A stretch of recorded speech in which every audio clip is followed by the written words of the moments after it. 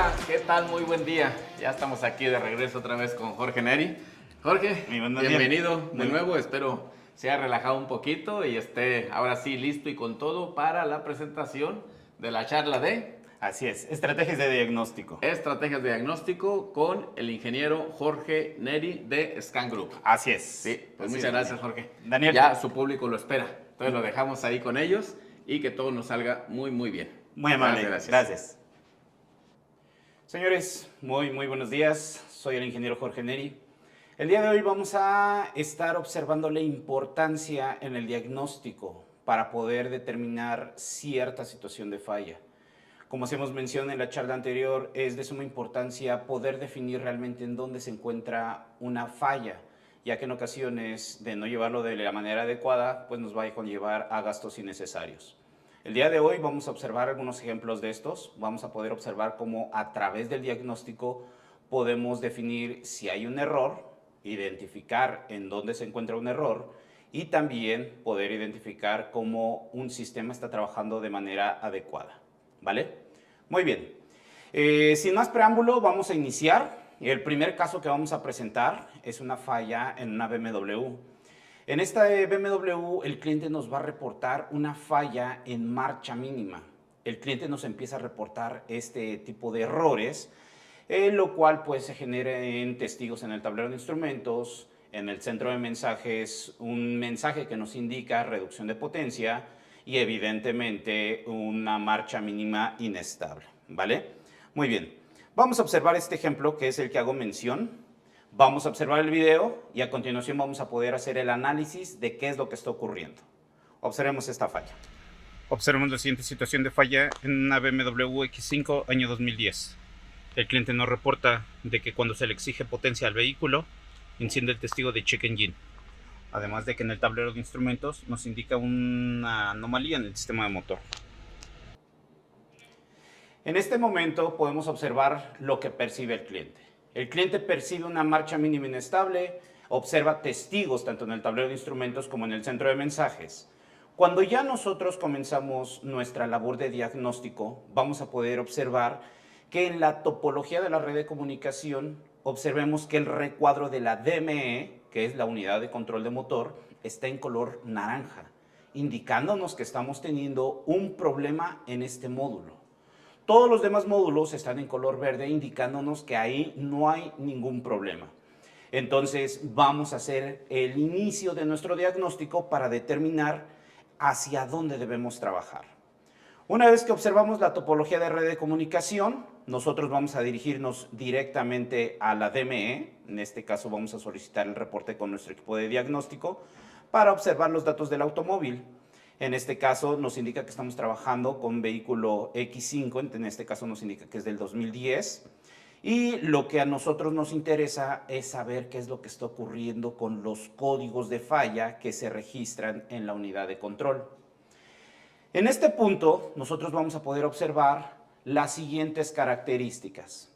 Vamos a poder observar diferentes códigos de falla, algunos asociados a comunicación.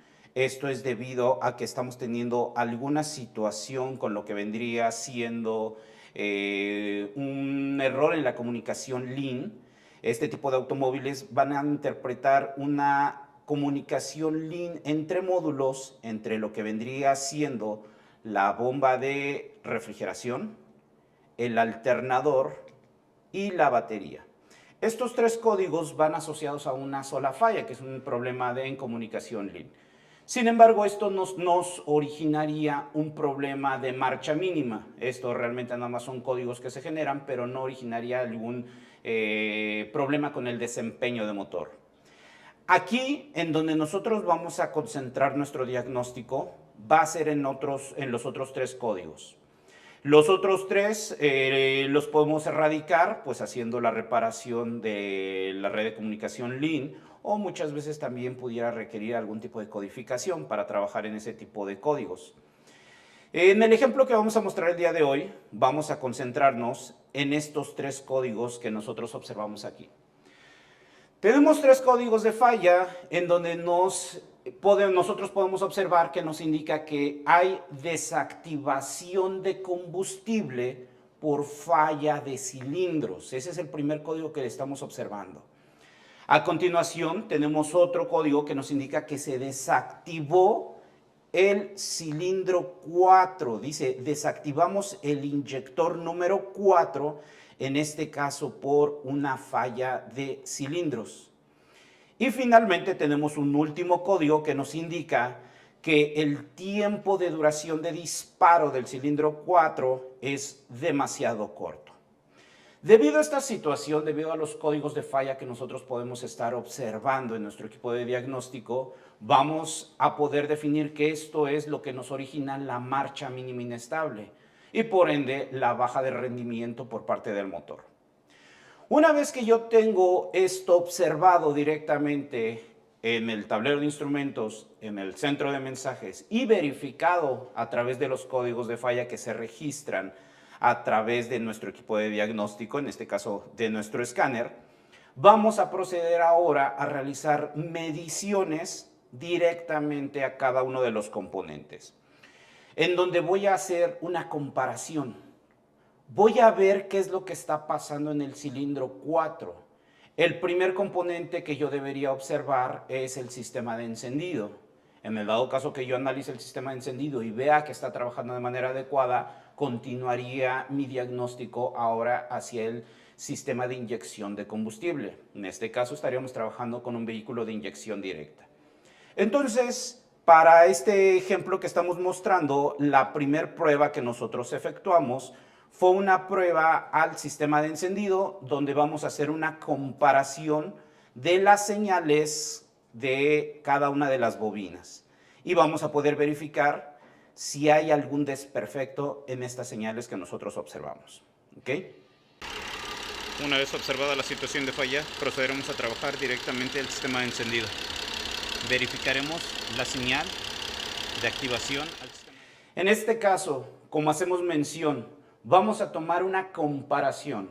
Vamos a comparar la señal de un cilindro en buenas condiciones y vamos a tomar de referencia el cilindro 4, que es en donde nos está generando los códigos de falla. En este caso tengo colocado mi osciloscopio para poder hacer el análisis de una señal correcta, que en este caso sería el cilindro número 1. Cuando yo hago las mediciones, voy a poder observar esta señal por parte del equipo. La señal de activación al cilindro número 1. Esta es la señal que nosotros tendríamos. Vamos a hacer un análisis más completo para ver qué es lo que pasa con esta señal. Para esto nos vamos a apoyar de nuestro equipo de diagnóstico. Vamos a seleccionar la función de osciloscopio, que es en donde yo tengo el registro de todas y cada una de nuestras señales, y vamos a seleccionar que nos abra una señal, que en este caso yo voy haciendo un registro regularmente de todos los vehículos que voy diagnosticando. En este caso tenemos alrededor de 460 señales. Vamos a buscar señales de BMW, que en este caso es el ejemplo que estábamos haciendo mención. Aquí tengo el análisis de lo que estábamos pasando. Aquí tengo una imagen en donde puedo observar la señal en una imagen meramente. Y aquí de dónde la estoy obteniendo. En este caso estoy obteniendo la señal del cilindro número 1. Una vez que veo que realmente esa es la señal que deseo analizar, voy a abrir el oscilograma y voy a tener esto. En esta parte yo voy a poder estar observando lo siguiente. Debería verificar que mi pantalla esté seteada en los valores que requiero. En este caso yo tengo un análisis en donde estoy analizando una señal a 500 volts. Por lo tanto, la pantalla va a dividir del punto intermedio a la parte superior un máximo de 500 volts, que es el que yo estoy observando. En este caso, para poder hacer un análisis más preciso, voy a modificar esta señal. Voy a decirle, vamos a hacer una modificación. Quiero que me hagas un análisis a 200 volts. Y cuando yo hago este ajuste, voy a observar la señal de manera más clara. En este caso, como yo sé que lo ajusté a 200 volts, me va a dar 200 volts como máximo en esta parte. Pero si yo puedo observar, el pico inductivo que se genera por parte de la señal no es visible. El pico inductivo no lo alcanzo a ver en su totalidad. ¿Qué necesitaría hacer para poder tener una mejor referencia de esta señal? Necesitaría ajustarlo. Si yo observo el video, voy a poder observar que en el video la señal me está alcanzando un aproximado de 400 volts. ¿Ok? Entonces, como yo tengo seteado mi osciloscopio a 200 volts, de la mitad hacia arriba no veo la señal completa. ¿Qué requiero hacer? Bajar mi señal. Una vez que yo bajo la señal hasta este punto, voy a estar teniendo ahora sí mis 400 volts para poder hacer el análisis de la señal que requiero. Y ahora sí voy a poder estar observando el pico inductivo, que es realmente un punto que me va a servir para poder identificar mi falla. En este caso, como hacemos mención, si yo trazo una línea horizontal, voy a estar alcanzando casi 400 volts. Quiero que prestemos atención en la siguiente señal que yo tengo a través de mi osciloscopio. A través de esta señal yo puedo evaluar lo siguiente. Puedo observar el voltaje del sistema, que es el voltaje sobre el cual se está alimentando mi bobina. Si a través de este punto yo puedo observar si hay algún problema con la alimentación. Voy a poder observar esto, que es el pulso negativo que envía la computadora. Este pulso negativo en una bobina se le va a conocer como el tiempo de saturación de la computadora hacia la bobina. En el momento que la computadora suelta este pulso negativo, ahora vamos a poder observar un efecto que se le va a conocer como un pico inductivo, que es cuando se hace la desconexión del componente, en este caso de la bobina. Después de la desconexión de la bobina y después de generarse el pico inductivo, vamos a tener una siguiente fase que va a ser la etapa de quemado, que es en donde hay el brinco del alto voltaje a través del electrodo de la bujía.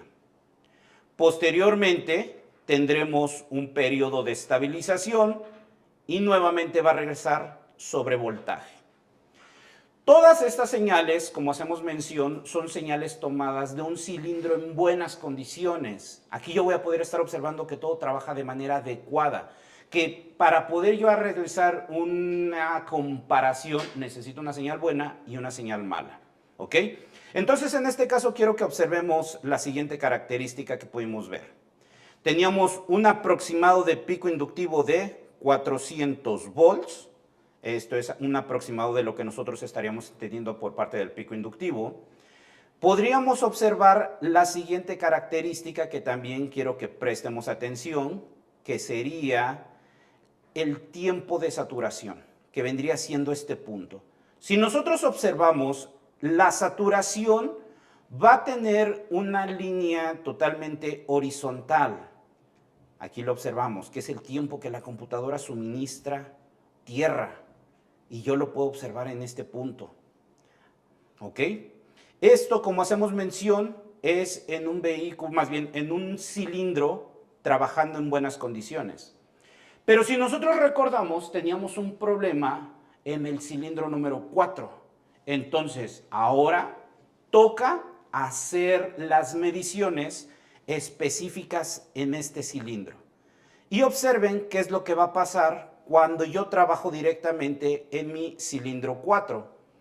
Voy a pedir nuevamente que me abra las señales y aquí yo voy a poder observar qué es lo que está pasando. Tengo incluso aquí una nota que yo regularmente suelo hacer cada que tomo algún tipo de señales. Aquí yo indico que es un vehículo, en este caso tenemos un vehículo X5, motor 2010, y aquí me indica, esta es la nota que yo ya puse, yo ya le puse una nota porque ya identifiqué la falla. Falla de computadora de control de bobina 4, no satura el transistor. En este caso incluso le puse que es una señal mala. Observémoslo como a comparación de la que acabamos de analizar, que era una señal buena. Aquí incluso yo le puse comparativo de control de bobina 1, señal OK. Entonces, como hacemos mención, una de mis especialidades es la reparación de computadoras. Yo no puedo reparar una computadora o yo no puedo siquiera abrir una computadora hasta no tener la certeza que realmente ahí es la falla. Oye, Jorge, ¿y cómo supiste que realmente ese era el problema? ¿Por qué haces mención o por qué pones esta nota de que hay un problema en la saturación? Observen lo siguiente. Voy a abrir mi siguiente oscilograma, que sería este. Y en este caso, en este oscilograma, vamos a observar la siguiente característica. Nuevamente, para poder hacer un análisis más completo, vamos a setear nuestro equipo a una medición que nos permita un mayor análisis. Entonces vamos a cambiar la escala de medición. Voy a cambiarla que en vez de que me dé 500 volts, ok, esta es la imagen, perdón. Esta todavía era la imagen, todavía no abro la señal. Aquí incluso puedo observar cómo he colocado la punta de medición directamente al cilindro 4. Aquí como lo tengo es nada más la imagen, por eso no me abre el oscilograma. Aquí ahora sí la vamos a abrir. Ahí la tenemos. Vamos a cambiar la escala de medición y la voy a poner a 200 volts. Recuerden que en 200 volts tenemos 200 desde la mitad de la pantalla hacia arriba. Pero si yo la bajo voy a tener un análisis más completo.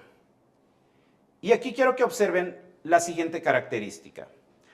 Lo primero que puedo observar a través de esta señal tomada con el osciloscopio es lo siguiente. Si yo observo el pico inductivo que estoy teniendo a través de mi señal, voy a estar encontrando que me va a marcar un valor más bajo. Vamos a apoyarnos de la lupa para poderlo observar de manera más clara. Vamos a hacer un acercamiento y observen. Me está manejando aproximadamente un pico inductivo de 275 tal vez, como de 270 volts de pico inductivo. Esta señal se queda muy corta en comparación de mis 400 volts que sí tenía con un cilindro en buenas condiciones. Entonces, desde aquí yo ya puedo observar alguna situación de error, alguna anomalía. Ahora, si yo observo el análisis completo, yo debería encontrarme que tengo un error antes del pico inductivo, que pudiera ser en el voltaje que recibe mi bobina o en el tiempo de saturación. En este caso, si ustedes observan, en el tiempo de saturación ocurre una ruptura. En este punto, el transistor interno de la unidad de control de motor ya no satura, tiene un problema en la etapa de saturación este componente. Por lo cual, pues estamos teniendo el problema de que al verse afectado la saturación de mi componente, por ende, también vamos a tener problemas en el pico inductivo que alcanza mi señal. Entonces, a través de esta señal, yo puedo observar que tengo un problema justo en esta etapa, que es la etapa de saturación.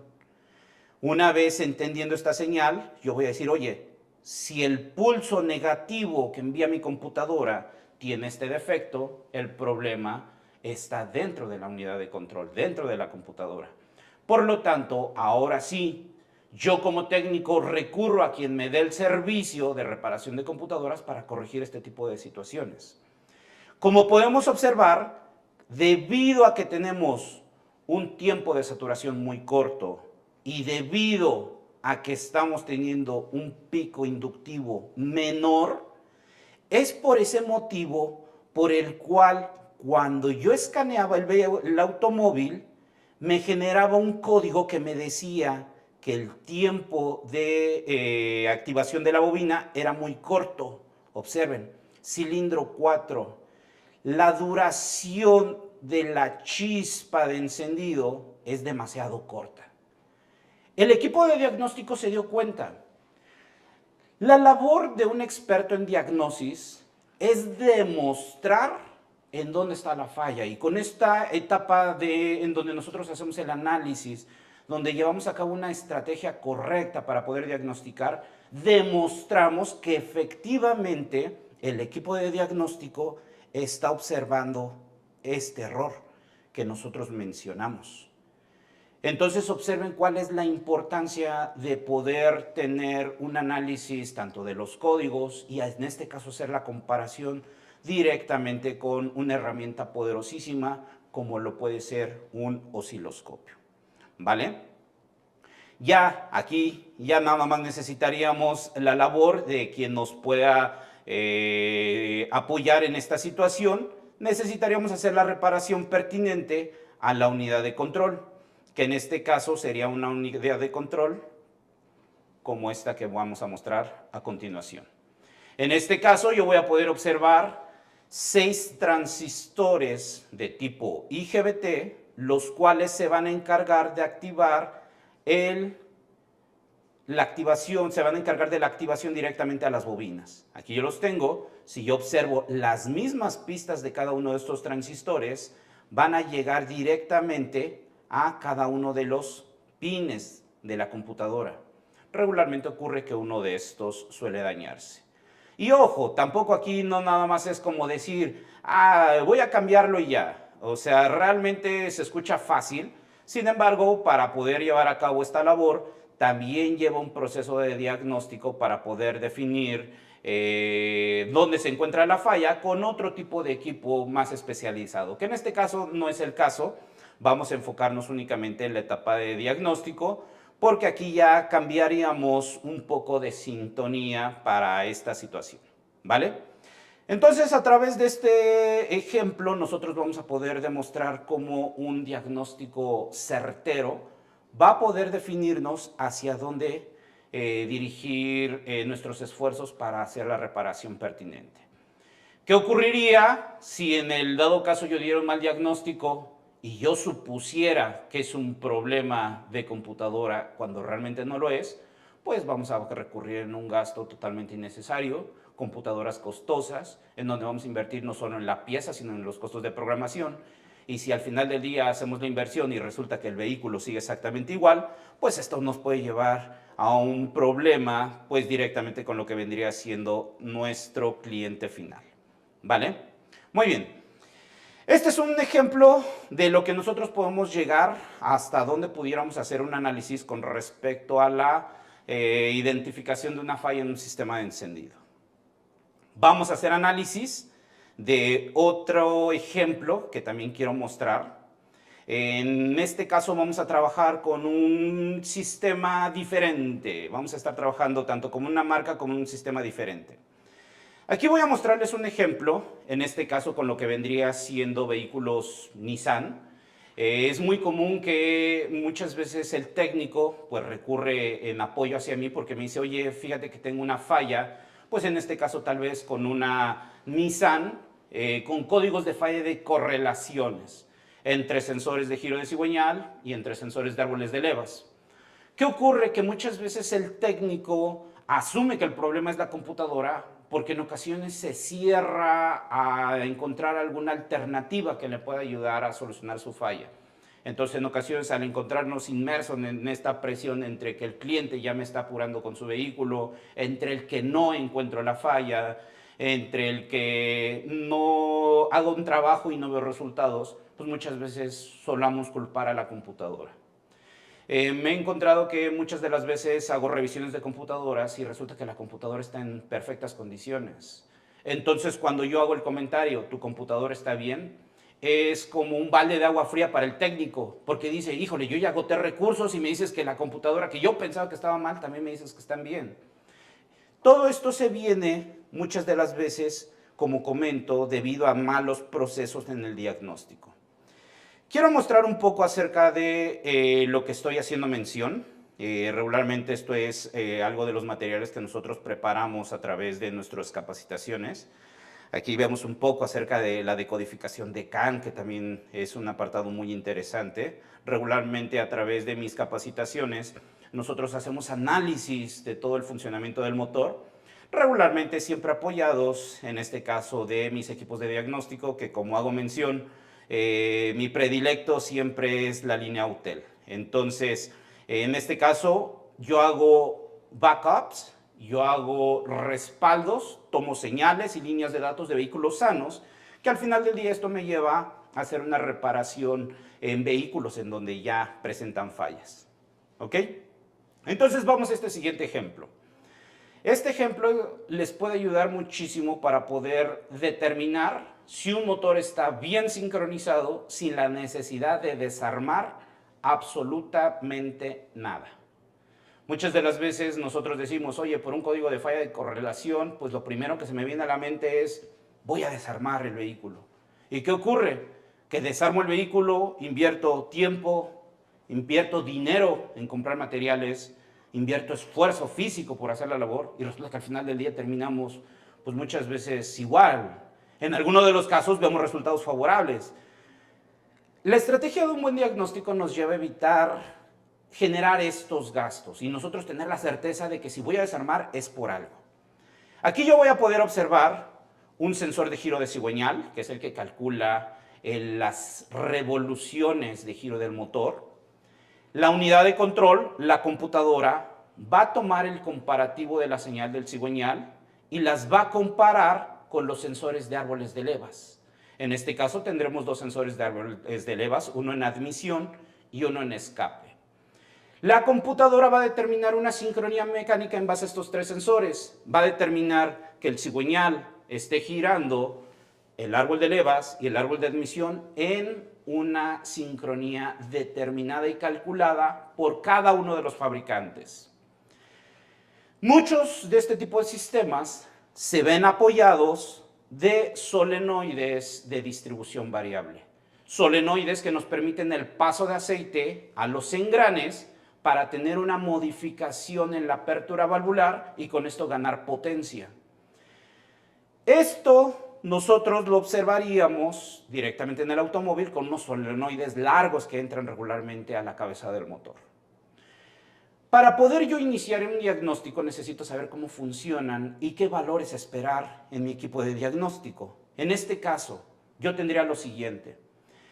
Yo obtengo esta pantalla en donde la línea de datos me dice que un motor en marcha mínima debe tener 0% de modificación del árbol de levas de admisión cuando tenga 0% de ciclo de trabajo. El ciclo de trabajo es la cantidad de aceite que la computadora permite que ingrese al engrane variable. Lo mismo ocurriría con el lado de escape. 0 grados de adelanto cuando tengo 0% de ciclo de trabajo. Es decir, cuando yo no le dejo pasar aceite, no debe de haber una modificación.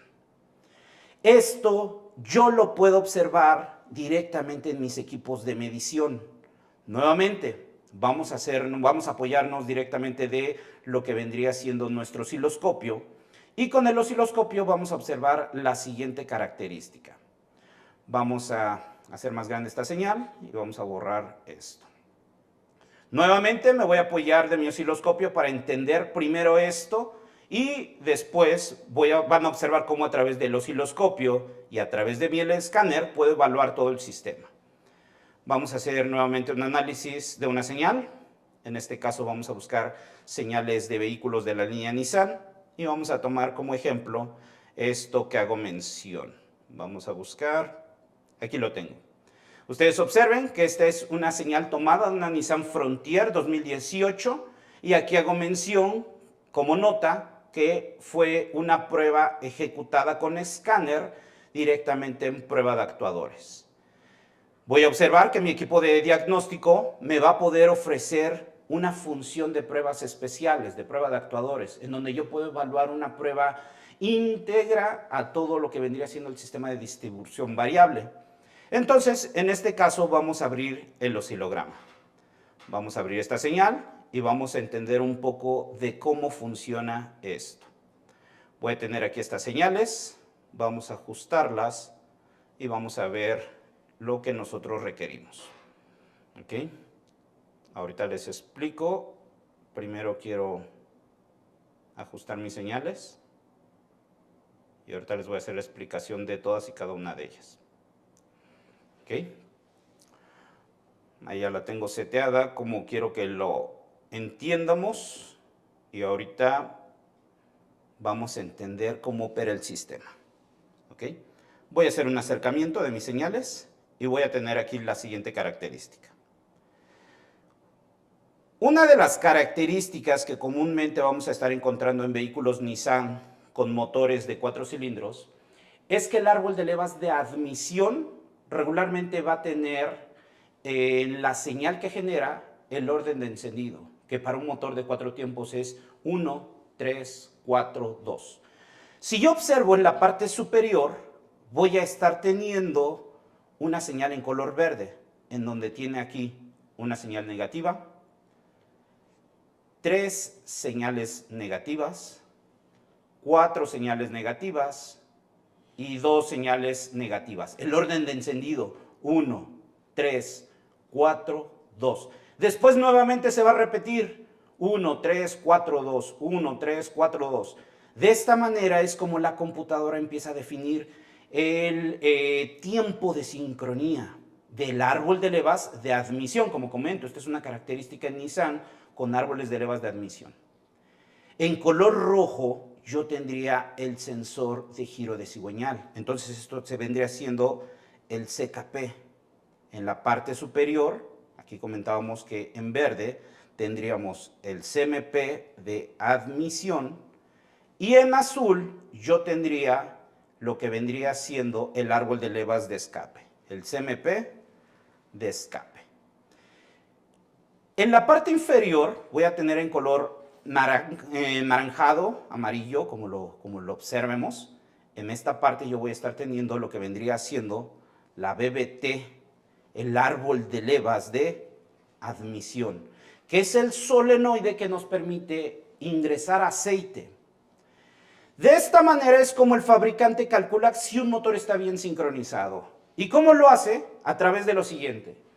Nosotros sabemos que un motor mecánicamente funciona en un orden de encendido 1, 3, 4, 2, en donde también voy a poder estar observando que lleva una regla regularmente que por cada 2 giros de cigüeñal vamos a estar teniendo un giro del árbol de levas.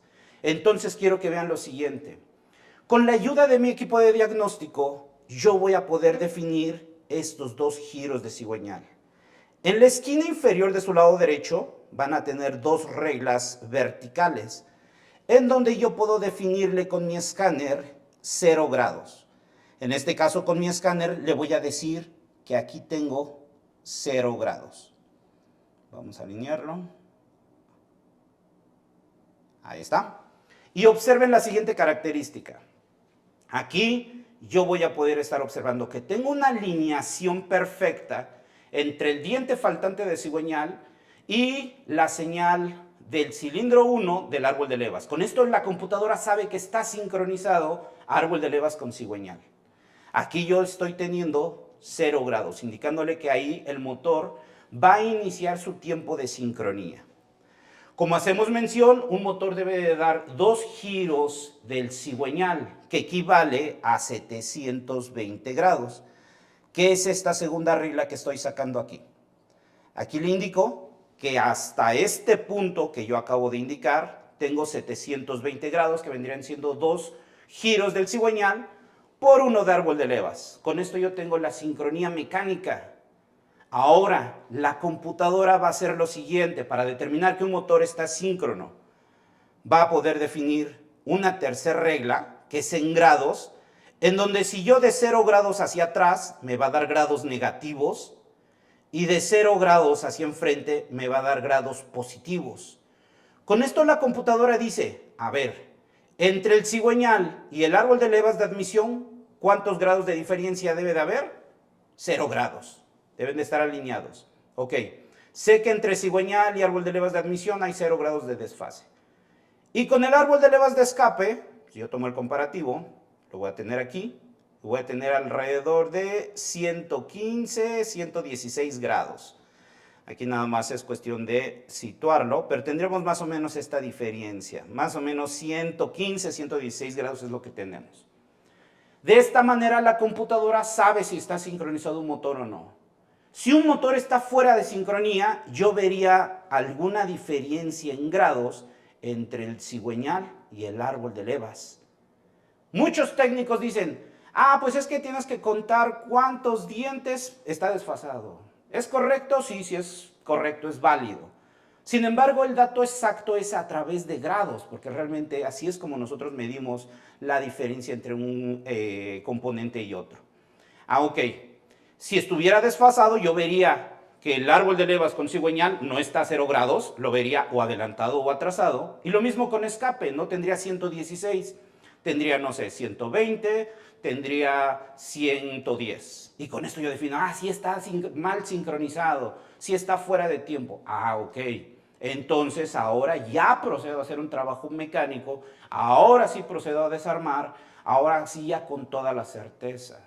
Como comento, la labor de un experto en diagnosis es demostrar que realmente ahí está la falla y el trabajo que voy a hacer va a traer resultados favorables. ¿Ok?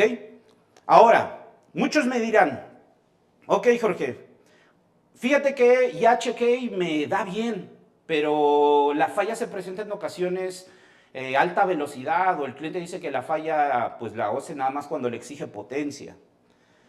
Si ustedes recuerdan, tenemos otro componente, que es el de abajo, el BBT, que es el solenoide que nos permite que el aceite modifique la apertura valvular del árbol de levas de admisión y con esto ganar potencia. Para yo verificar que el sistema BBT está operante, puedo apoyarme de mi equipo de diagnóstico, puedo apoyarme directamente con mi escáner. Y mi escáner puede hacerme una evaluación de esto. Directamente lo que vendría siendo funciones especiales, prueba de actuadores, hay dos apartados que me dice que el equipo de diagnóstico me va a hacer una evaluación al árbol de levas de admisión o al árbol de levas de escape. Según lo que yo quiera probar, debo de ver resultados. En este caso, si yo le digo, vamos a hacer una prueba al árbol de levas de admisión, entonces ahora mi equipo de diagnóstico me va a decir, muy bien, vamos a prepararnos para hacer esta prueba. Muchas de las veces debemos cumplir ciertas características como que el vehículo esté en temperatura normal de operación, cierto régimen de RPMs, podemos incluso hasta algunos que me diga, para evaluar esto, al momento de la prueba no debe de haber códigos, ciertas características que debemos cumplir para efectuar esta prueba. En este caso, para yo evaluar este sistema, el equipo me dice, ok, si tú quieres hacer una verificación al sistema de distribución variable, nosotros vamos a encontrar el siguiente menú. Me dice el equipo, ok, te voy a dar dos teclas en donde tú puedes dar más o menos grados de desfase. En donde aquí te voy a visualizar lo que tú me seleccionas y aquí debes de ver el resultado y vas a ver también el ciclo de trabajo que da la computadora al solenoide variable. En este caso, si yo con mi equipo de diagnóstico le posicionara un valor de 9 grados, si yo le digo con mi escáner, posiciona el árbol de levas 9 grados con respecto a tu cigüeñal.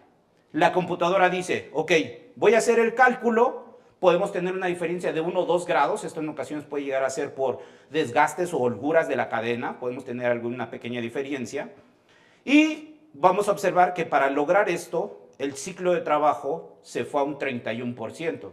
Quiere decir que está permitiendo que pase el 31% del volumen que permite el solenoide variable, que pase de aceite al engrane. Cuando yo efectúo esta prueba, yo debería ver resultados directamente con mi osciloscopio, que es lo que vamos a verificar. Que realmente la instrucción que yo di con mi escáner se lleve a través del motor, ¿ok? Entonces nuevamente vamos a trabajar con lo que vendría siendo el osciloscopio. En este caso, durante todo este oscilograma que yo tomé, ahora vamos a prestar atención en esto que es el ciclo de trabajo del solenoide variable. Aquí está apagado, recordemos que son controles negativos. Aquí inició la prueba, porque ahí empezó a regular el ciclo de trabajo. voy a dirigirme a la página en donde llegué a este apartado, que vendría siendo aproximadamente aquí. Si yo observo el ciclo de trabajo, yo debería ver la modificación que le dio la computadora al solenoide variable, que aquí está. Un ciclo de trabajo aproximado de un 30%. Quiere decir que le estamos posicionando 30% del fluido, del flujo, del volumen de aceite al sistema. ¿Ok? Entonces con esto yo veo este apartado, que le estamos dando 30% de ciclo de trabajo. Esto, ¿cómo se vería reflejado en la unidad? Pues yo debería ver una modificación con respecto al tiempo, que es a donde quiero que ahorita analicemos esta situación. Nuevamente voy a posicionar aquí toda la señal que me genera mi osciloscopio. Ahí lo tengo. Nuevamente observemos el 1, 3, 4, 2 que tenemos aquí en esta parte. Ahí lo tenemos. Observemos cómo nuevamente tenemos aquí las referencias de tiempo para determinar que ahí es donde queremos hacer medición. 1, 3, 4, 2. 4, ahí está, era el 2. Ahí está, 1, 3, 4, 2. ¿Ok? Entonces ahora vamos a ver la siguiente característica. Si ustedes observan, el árbol de levas de admisión ya no está alineado con respecto al cigüeñal. Si recuerdan, antes de esta prueba estaba totalmente alineado a 0 grados. Ahora ya hay un desfase que debe de corresponder con lo que yo le di con mi escáner. En este caso, nuevamente vamos a apoyarnos de nuestro osciloscopio y vamos a hacer este cálculo. Vamos a definir 0 grados en el diente faltante del cigüeñal, que es esto. Ahí lo tenemos. Voy a definir mis 720 grados en este punto, que yo tengo mis 2 giros por parte del cigüeñal. Y ahora observen, voy a sacar mi tercera regla, que va a estar aquí, y la voy a posicionar hasta este punto, que va a estar, ahí está. Observen cómo aquí, ahí se me movió, déjenme lo vuelvo a posicionar, ahí está. Observen que aquí me indica los 10 grados que desfasó, ¿quién? Mi escáner, lo que yo le ordené. Yo le dije con mi escáner, posiciónate a 9 grados, le dije con mi escáner, y en la computadora me dijo, ¿sabes qué? No alcancé 9 grados, alcancé 10 grados. Y si yo lo verifico con lo que vendría siendo mi osciloscopio, ahí están. Ahora veo qué pasa con escape. Voy a modificar ahora mi otra regla, que es escape, que lo tengo aquí. Y esta la tengo en mis 116 grados. Quiere decir que ¿quién se movió nada más? Nada más se movió admisión. Escape no se movió. ¿Por qué? Porque mi prueba con mi escáner la efectué a admisión. Con esto yo evalúo. Oye, mira, el sistema de distribución variable sí funciona. Porque yo con mi escáner le dije, posiciónate a 10 grados. Hago la comparación con mi osciloscopio y sí pasó. Oye, Jorge, fíjate que hice la prueba y yo le dije que se posicionara a estos 10 grados que mencionas y nunca se desfasó, siempre se quedó a 0 grados. Ah, pues esto quiere decir o que no hay paso de aceite al engrane, que tu engrane está atascado o que el solenoide, la válvula, no permite el paso de aceite. Entonces observen cómo realmente es de suma importancia tener un buen proceso para poder diagnosticar. Aquí hicimos tanto un énfasis en la parte electrónica con respecto a una falla originada por computadora y observamos otro aspecto totalmente mecánico en donde no solamente es importante el análisis para poder ahorrarme un gasto en el reemplazo de una computadora, sino en un trabajo personal de no trabajar innecesariamente. Entonces, si ustedes saben explotar de manera adecuada sus equipos de diagnóstico, llámese escáner, osciloscopio, multímetro, punta lógica, TPMS, etcétera, el equipo que ustedes tengan, si ustedes aprenden a usar, a dominar bien esta herramienta, Esta herramienta les va a solucionar el problema hacia el campo laboral, hacia donde ustedes estén trabajando. Aquí mostré dos caras de la moneda, una parte mecánica, una parte electrónica. Como comento, mi especialidad es todo lo que es el diagnóstico. El diagnóstico me llevó a dar solución a la parte electrónica, que en este caso sería la reparación. Lo mismo ocurre por el lado de programación. ¿Cuántos y cuántos cerrajeros están programando llaves? Y resulta que el problema no es una llave, sino es un problema de red de comunicación. ¿O cuántos cerrajeros están programando llaves y resulta que no era la llave? Resulta que era, no sé, la antena que no estaba leyendo. ¿Qué tenemos que hacer? Tener procedimientos de diagnósticos adecuados, entender el sistema, ver cómo funciona y como un experto en diagnosis, demostrar que realmente esa es la falla y al final del día ya hacer el trabajo pertinente. Si no, de lo contrario, pues estamos trabajando de a gratis en algo que no vamos a solucionar. ¿Vale? Señores, sin más por el momento, quiero agradecer muchísimo la invitación aquí de mi buen amigo Daniel Molina, mi buen amigo Roberto Jacobo Covarrubias, muy agradecido con ellos por la invitación. Soy el ingeniero Jorge Neri, voy a dejarles mis redes sociales, Facebook, WhatsApp, para que pueda apoyarlos en lo que requieran. Y pues señores, estamos en contacto. Que pasen un excelente día, gracias.